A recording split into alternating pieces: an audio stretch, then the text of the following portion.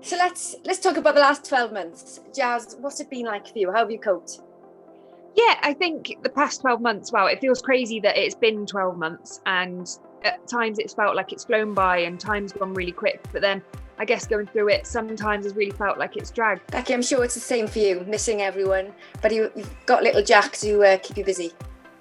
Yes, it's been a strange year, obviously, from March last year and then going into that serious lockdown. And I think that was probably an easy lockdown for me because having Jack as a newborn, having George at home a lot of the time, it was great because we had that time that we would never have had before. So we had pretty much 8 weeks at home, just the three of us, getting to know newborn life and getting to know little Jack. And he's completely different, how he's changed in the last year. Have you and George had a bet to see which sport Jack will go into, whether it's rugby or cycling? We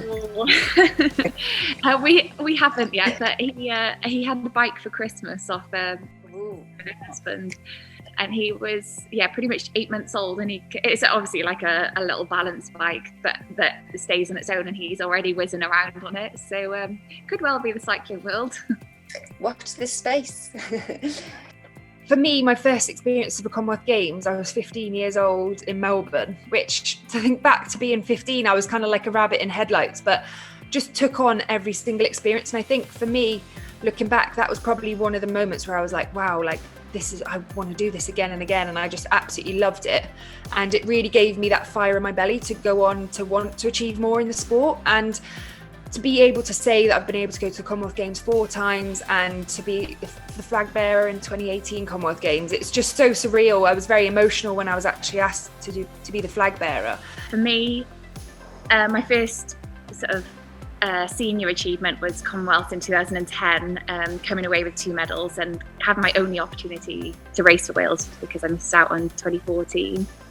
And I remember it so well, and I think that was the highlight for me, getting on that senior podium, which was just incredible.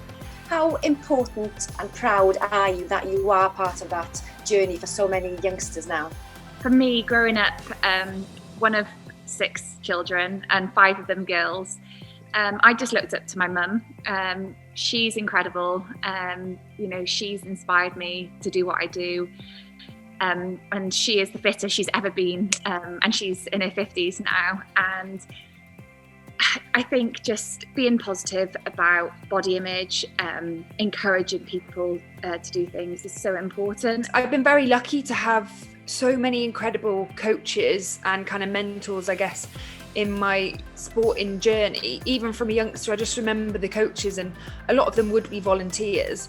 And they're not just like helping you in the pool to be a better swimmer, like they're helping you to be a better person. I've been very lucky to have a lot of incredible coaches. And I remember one coach, especially when I was younger, that had such an instrumental part in my sporting journey.